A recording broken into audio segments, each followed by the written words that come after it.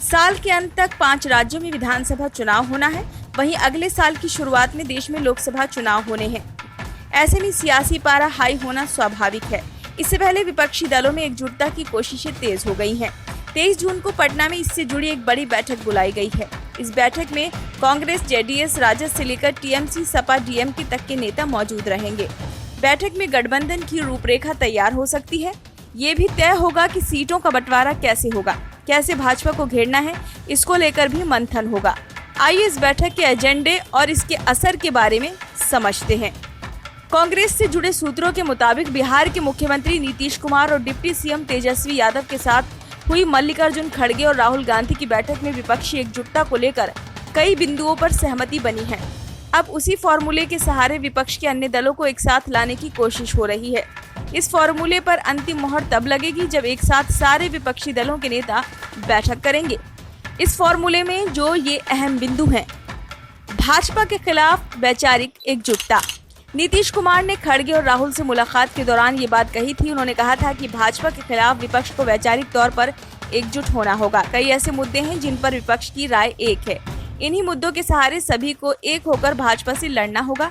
राहुल और खड़गे ने भी इसे स्वीकार किया। विपक्षी एकता की अगुवाई कांग्रेस करे। नीतीश ने ही इसका प्रस्ताव भी रखा। उन्होंने कहा कि कांग्रेस को ही विपक्ष के सभी दलों की अगुवाई करनी चाहिए, लेकिन इसमें कहीं से भी ये न लगे कि किसी दल की उपेक्षा की जा रही है।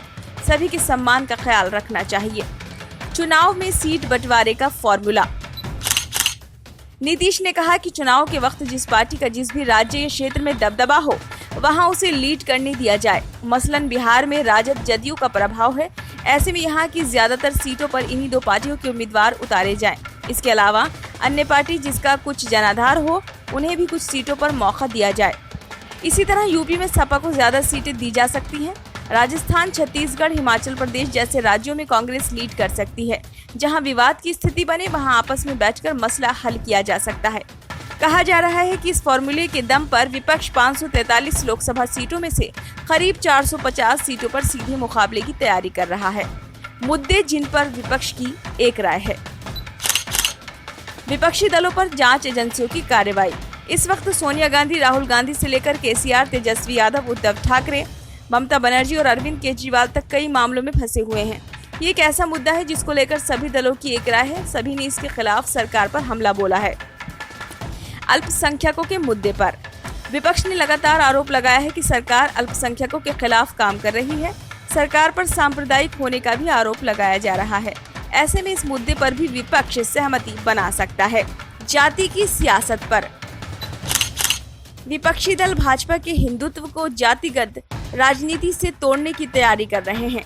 इसके लिए हर राज्य में विपक्षी दल जातिगत आरक्षण को बढ़ाने, जातिगत जनगणना कराने जैसे मुद्दे उठाएंगे। गठबंधन के बाद क्या होगा? एनसीपी चीफ शरद पवार खुद इसके बारे में बता चुके हैं। उन्होंने पिछले दिनों मीडिया से बातचीत में कहा कि विपक्ष के सभी दलों ने गठबंधन करने का फैसला ले लिया है। अब सभी भाजपा सरकार के खिलाफ एकजुट होकर लड़ाई लड़ेंगे। 23 जून को होने वाली बैठक के बाद सभी दल अपने अपने क्षेत्र में भाजपा सरकार के खिलाफ सड़क पर उतरेंगे। महंगाई, बेरोजगारी, कानून व्यवस्था, हिंसा, भ्रष्टाचार, अल्पसंख्यकों का मुद्दा उठाया जाएगा। बड़े पैमाने पर रैलियां, जनसभाएं होंगी। अलग अलग राज्यों में अलग अलग नेता यात्रा और मार्च निकालेंगे। इसके जरिए भाजपा सरकार को चारों तरफ से घेरने की कोशिश होगी। ब्यूरो रिपोर्ट, नई दिल्ली।